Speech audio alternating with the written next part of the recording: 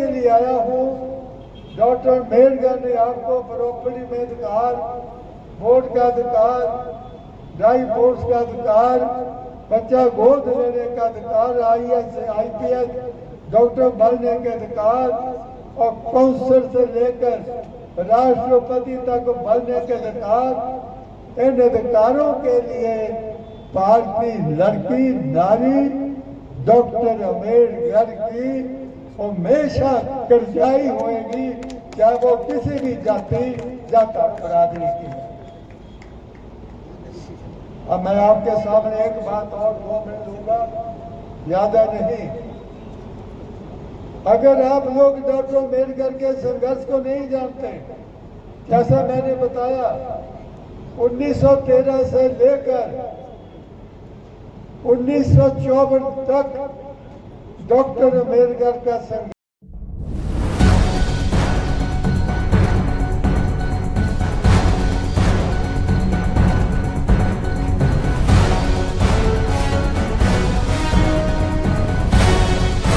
जय भीम जय भीम जय भीम।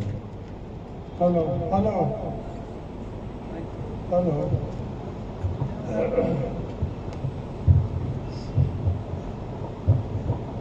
Hello hello. आज मुझे यहाँ पर आने का दूसरा मौका मिला है, अब तीसरा मौका मिलता या नहीं मिलता इसके बारे में तो नहीं कह सकता। अगर तीसरा मौका मिला तो फिर जरूर आऊँगा, क्योंकि मैंने डॉक्टर अम्बेडकर की आंखों में आंसू देखे। मंच पर बैठे हुए principal, general secretary, general manager, क्योंकि मैं नाम भूल जाता हूँ, और विजयपाल, एनडी राम जी और तमाम BSNL के नौजवानों, आज बाबा साहब के जन्मदिन के ऊपर मैं आपको लख लख बधाई देता हूँ। और ये बधाई यहाँ इस देश में नहीं बल्कि दुनिया के कोने कोने में मनाई जाती है, क्योंकि मैं 1 दफा 2 दफा अमेरिका गया था, वहां पर बराक ओबामा ने यूनिवर्सिटी के बाहर लिखा हुआ था, हमें फख्र है हमारी यूनिवर्सिटी का एक स्टूडेंट दुनिया के बहुत बड़े कंट्री का संविधान लिखने का मौका मिला। और उसी वक्त डॉक्टर अम्बेडकर ने कहा था, ऐ देश को अपने आप को ऊंचा कहने वाले, अरे चंद लोग ऊंचा कहने वाले करोड़ों लोगों का शोषण करते हो। अगर तुम्हारे में किसी में ताकत है, मेरे मुकाबले में पढ़ा लिखा आदमी पैदा करो, वो आज तक ना हुआ और ना कभी होगा। ये थे आपके बाबा साहब। बाबा साहब का संकल्प, ये बाबा साहब की बच्चियां बैठी हैं, पता हो या ना पता हो, आज मैं बताने के लिए आया हूं। 1913 के अंदर डॉक्टर अम्बेडकर की बच्चियों, चाहे आप किसी भी समाज, जाति, धर्म या बरादरी की है, अरे आपके लिए, आपके अधिकारों के लिए जो अपमान, बेइज्जती डॉक्टर अम्बेडकर की हुई है, वो इस देश में किसी की नहीं हुई। ये थे आपके बाबा साहब। आज मैं पूछता हूं, 1913 के अंदर डॉक्टर अम्बेडकर जब कोलंबिया यूनिवर्सिटी में थे, PhD कर रहे हैं, इस बात को बहुत गौर से सुनना आपने। जब वो PhD कर रहे थे, जब उन्होंने वहां पर लड़कियों का कंपैरिजन इस देश के लड़कियों से किया, बराबर एजुकेशन, बराबर तनख्वाह, मान सम्मान, इज्जत, हर तरह से लड़कियों की इज्जत वहां बहुत थी। जब उसने इसका कंपैरिजन हमारे देश की लड़कियों से किया, on the very day he decided कि मैं देश में जाकर दो ही वर्गों को मजबूत और ताकतवर बनाऊंगा जो 4000 साल से गुलामी की जंजीरों में है।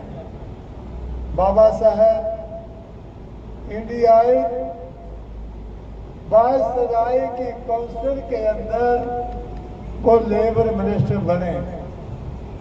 इस देश के रहने वाले किसी नेता को, चाहे वो कितने बड़ा हो, लेकिन वायसराय की काउंसिल के अंदर किसी को जगह नहीं मिली सिवाय बाबा साहब के। बाबा साहब लेबर मिनिस्टर बनते ही 1942 के अंदर 8 घंटे की ड्यूटी की, जो आज तक चालू है।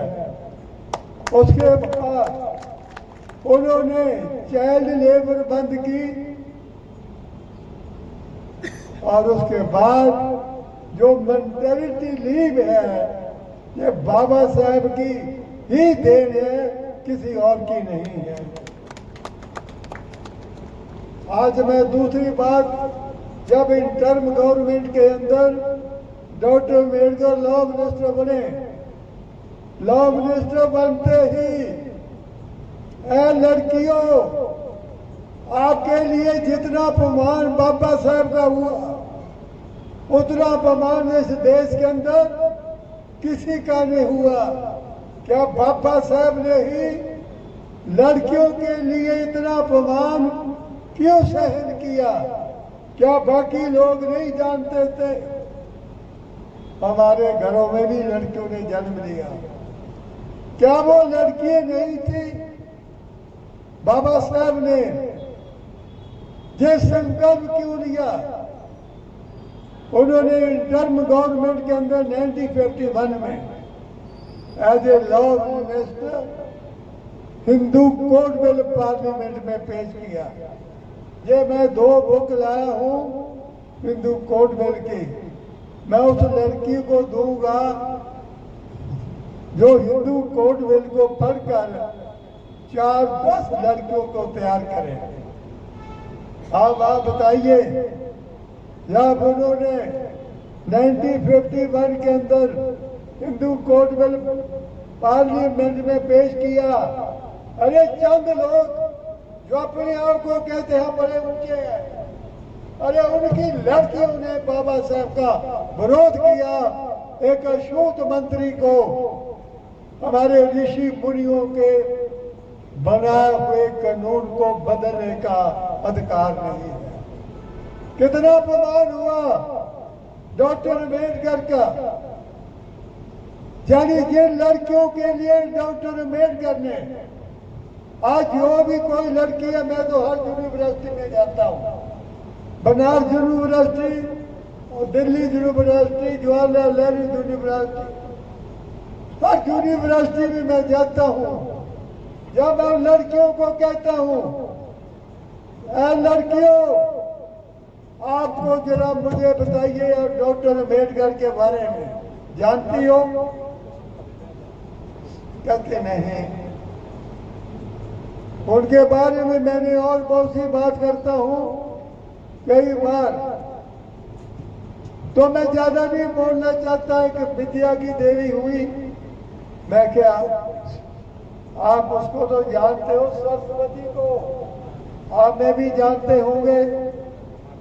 जरा बताना मुझे, सरस्वती की माँ का नाम क्या था, बाप का नाम क्या था, उसकी डेट ऑफ बर्थ क्या थी, डेट ऑफ डेथ क्या थी, और कौन कौन सी यूनिवर्सिटी से उसने डिग्रियां ली और कहां तक डिग्रियां ली?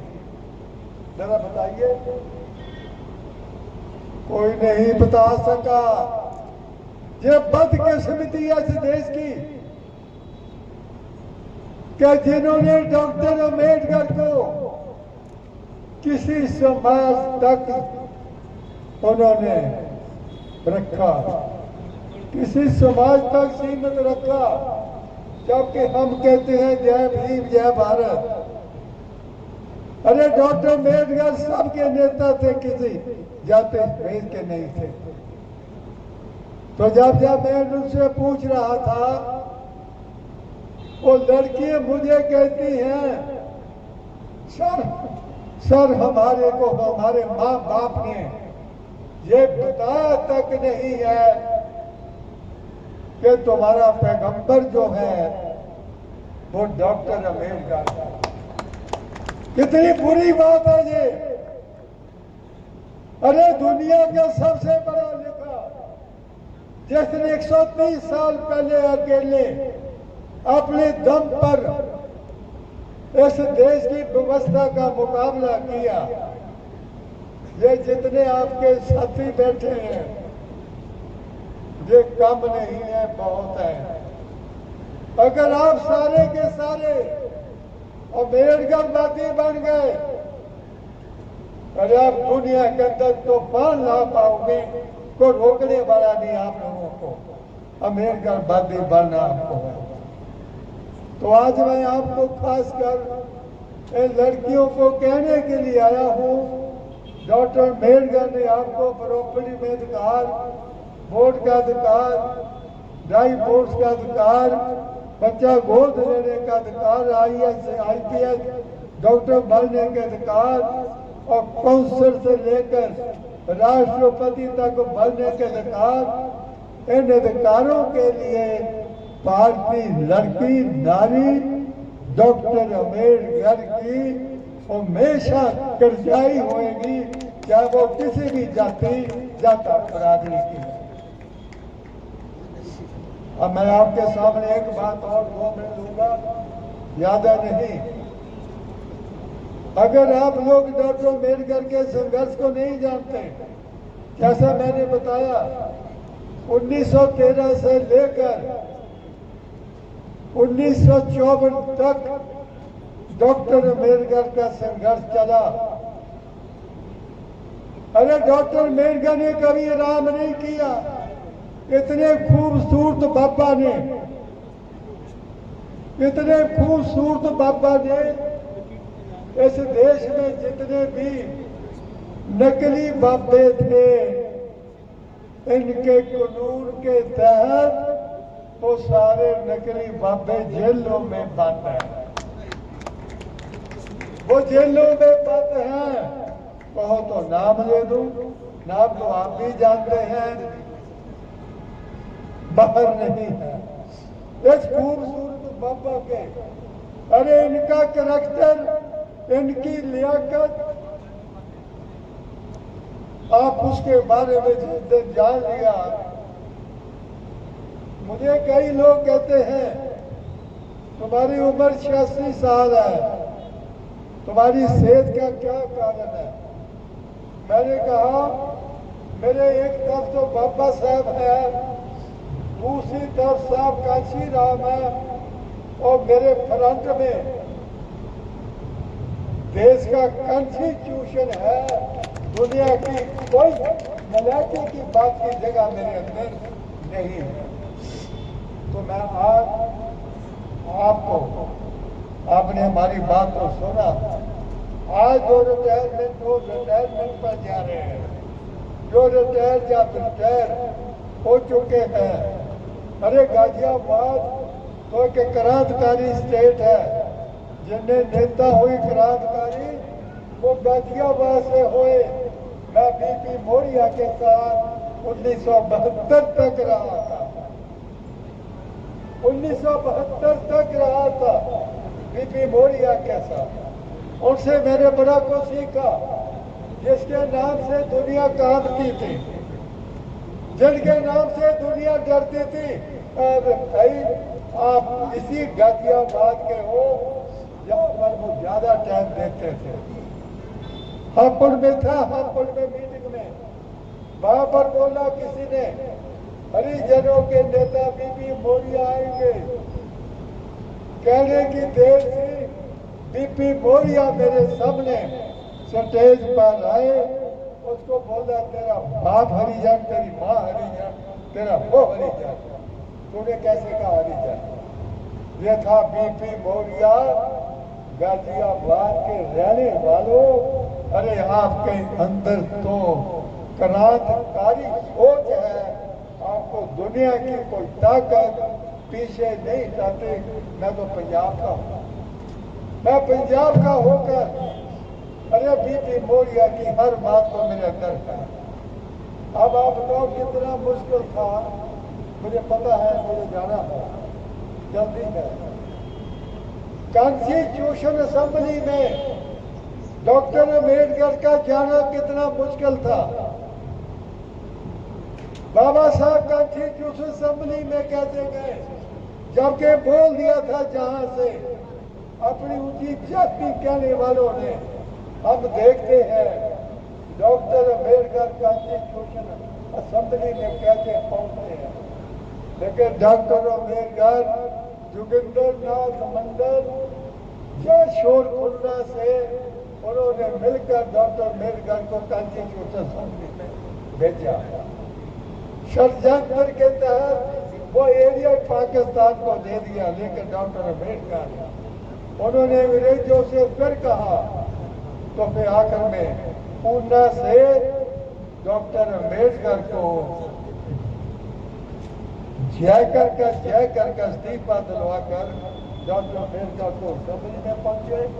और उसके बाद डॉक्टर अम्बेडकर ने उस ड्राफ्टिंग कमेटी के चेयरमैन बन के 26 नवंबर 1949 को कॉन्स्टिट्यूशन तैयार हुआ और 26 जनवरी 1950 को कॉन्स्टिट्यूशन लग गया। अब एक बात और कहूँगा, 1952 के पहली इलेक्शन के अंदर अरे बाबा साहब को हरा दिया। मैं अमित शाह को लॉ मिनिस्टर को बोल कर आया था, 1952 में डॉक्टर अम्बेडकर को हरा दिया। जिस पार्लियामेंट के अंदर डॉक्टर अम्बेडकर के लिखे हुए संविधान की शर्त लेते हैं, अरे उसमें जाने नहीं दिया। उसके बाद 1.5 साल बाद 1954 में डॉक्टर अम्बेडकर को भंडारा की भाई इलेक्शन में भी हरा दिया। उस वक्त बाबा साहब पर क्या गुजरी होगी, अरे मैंने तो देखा है बाबा साहब पर क्या गुजरी होगी। आज लोग आते मेरे पास कि हमें क्या मिला, मैंने कहा तूने बाबा साहब को क्या दिया, मुझे बताओ बाबा साहब को क्या दिया। अरे आपको बाबा साहब ने क्या नहीं दिया। तो इसलिए आप लोगों से मैं अपील करने के लिए आया हूं, आप एक नहीं, आप हजारों लाखों की तादाद में अम्बेडकरवादी हो। जब बाबा साहब ने 130 साल पहले अकेले अपने दम पर सारे देश को रगड़ दिया, आप कितने हो? अरे कोई गिनती नहीं आपकी, बशर्ते आप अम्बेडकरवादी बने। और मैं ज्यादा टाइम आपका नहीं लूंगा, टाइम ज्यादा हो गया। मेरी तरफ से आपको और खासकर लड़कियों को मैं शुभकामनाएं देता हूँ कि वो बाबा साहब के हिंदू कोड बिल को, बाबा साहब की परेशानियों को जरूर याद रखकर उनकी पूजा करें। पूजा का मतलब होता है पूरी जानकारी, पूजा का मतलब है पूरी जानकारी। तो हिंदू कोड बिल की आपको पूरी जानकारी हो गई है, इसलिए आप हिंदू कोड बिल को पढ़कर बाबा साहब के अधूरे काम को पूरा करें। जय भीम, जय भारत।